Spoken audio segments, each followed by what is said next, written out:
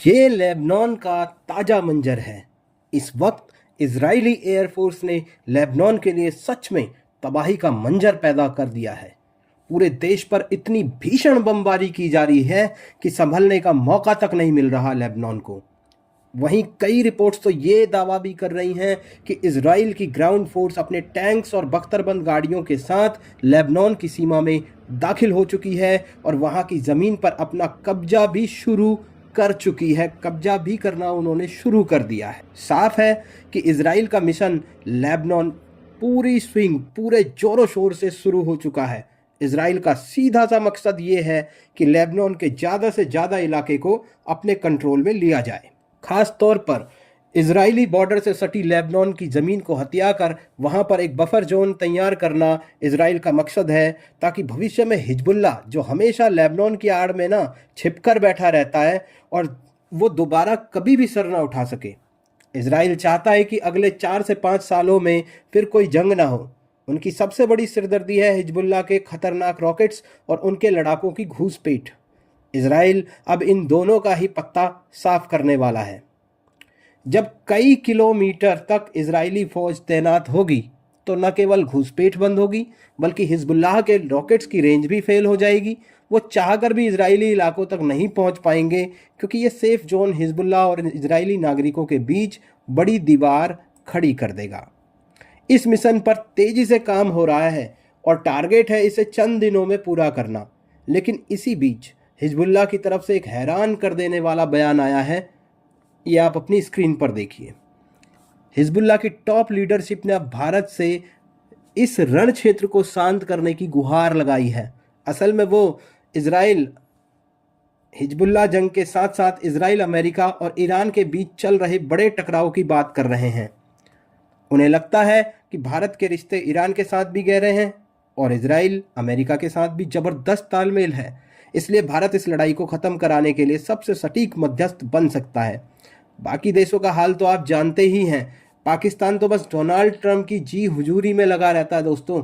चीन का अपना स्वार्थ है, उसका झुकाव ईरान की तरफ ज़्यादा है, तो अमेरिका और इजराइल उसकी बात को भाव भी नहीं देंगे। ऐसे में सिर्फ इंडिया ही किंग मेकर नज़र आ रहा है हिजबुल्लाह को। एक हिंदुस्तानी होने के नाते ये सुनकर आपको गर्व तो महसूस हो रहा होगा कि दुनिया के बड़े बड़े गुट अब भारत की ताकत का लोहा मान रहे हैं और चाहते हैं कि भारत इस युद्ध को फुल स्टॉप लगा दे। लेकिन दोस्तों, यहाँ एक पेंच है जिसे आप मिस कर रहे हैं। ये अपील की किसने है? हिजबुल्लाह ने। वही संगठन जो कुछ महीने पहले कतर में पाकिस्तानी नेताओं के साथ पींगे बढ़ा रहा था और पाकिस्तान की शान में कशीदे पढ़ रहा था। यही हिजबुल्लाह कश्मीर के बहाने भारत को घेरने की फिराक में रहता था और अब अचानक इसे भारत की याद क्यों आई? जवाब सीधा सा है, इजराइल ने इनकी हालत पतली कर दी है मार मार के। इजराइल के हमलों ने इनकी कमर तोड़ दी है। इन्हें समझ आ गया है कि इजराइल के पास दुनिया में अब दो ही सच्चे यार हैं, अमेरिका और भारत। अमेरिका तो रुकने वाला है नहीं, तो अब ये भारत को मक्खन लगाने की कोशिश कर रहे हैं। इनका मकसद शांति नहीं है, बल्कि बस इतना है कि भारत थोड़ा प्रेशर डाले और इजराइल के हमलों से ना इन्हें सांस लेने की मोहलत मिल जाए। ये बस इजराइल को लेबनान में रोकना चाहते हैं। पर यहाँ हमारे विदेश मंत्री एस जयशंकर की बात एकदम फिट बैठती है। भारत कोई मिडिल मैन या दलाल देश नहीं है। हम ऐसे किसी की सुलह का हिस्सा नहीं बनते, और ख़ास तौर से उस सुलह का जिसमें कि कोई आतंकी गुट शामिल हो या उस आतंकी गुट को फ़ायदा पहुंच रहा हो।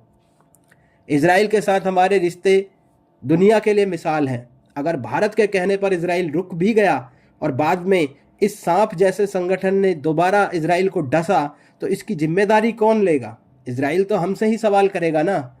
इसलिए अगर भारत को दुनिया में अपना दबदबा और बढ़ाना है और ईरान अमेरिका के बीच की लड़ाई को शांत कराना ज़्यादा फायदेमंद हो सकता है। वहाँ हम एक ग्लोबल सुपर पावर बनकर उभरेंगे। हमारी सॉफ्ट पावर वहाँ पर उभर कर आएगी। लेकिन वहाँ भी हमें कोई हड़बड़ी नहीं दिखानी चाहिए। डोनाल्ड ट्रंप का जो घमंड और अकड़ है ना, इस युद्ध से पहले आसमान पर थी और अब धीरे धीरे चकनाचूर हो रही है। उन्हें भारी दबाव का सामना करना पड़ रहा है। अगर ये खेल कुछ दिन और चला तो अमेरिका की स्थिति इतनी पतली हो जाएगी कि ग्लोबल लेवल पर अमेरिका जितना कमज़ोर होगा, उससे भारत को उतना ही फ़ायदा होगा। ईरान युद्ध में अमेरिका का उलझना भारत के लिए एक बड़ा मौका है, क्योंकि तब चीन और ताइवान के मामले में भारत ही असली तुरुप का इक्का साबित होगा। इस पूरे मास्टर प्लान पर मैं बारीकी से नज़र रख रहा हूं और जैसे ही इसमें थोड़े भी अपडेट आते हैं तो मैं आपको वीडियो बनाकर उसकी सूचना जरूर दूंगा।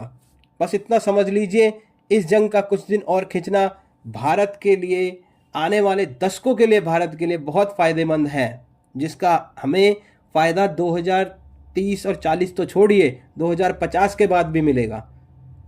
तो इस खेल को समझने के लिए और इस खेल में कितने तरह के मोर्चे एक्टिव हैं, इस पूरी जानकारी के लिए सब्सक्राइब कीजिए, कमेंट कीजिए